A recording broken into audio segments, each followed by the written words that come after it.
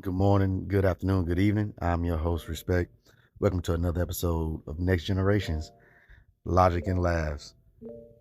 I always been a fan of words, and I always like reading the dictionary.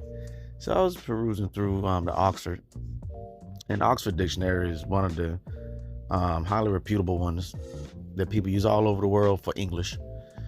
And I was curious to see if they had twerk in here, and they did. And as you see, it says dance to popular music in a sexually provocative manner involving thrusting hip movements and a low squatting stance. An example they put is just wait till they catch their daughters twerking to this song, which I found interesting.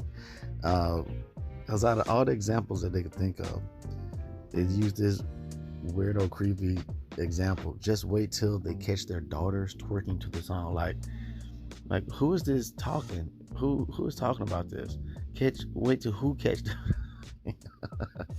But outside of that weirdness, I also found that interesting that the example makes twerking seems not as classy or have negative connotations, which tells me that that's probably how the majority of people still view quote unquote said word and most likely the dance itself.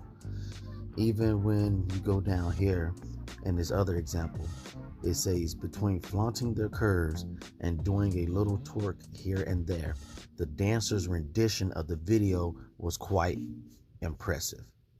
So basically saying that they would have got a better score or it would have got better reviews or would be looked on favorably more if it was without probably the twerking. So I just thought that was interesting. So there you go. Twerk in Oxford Dictionary.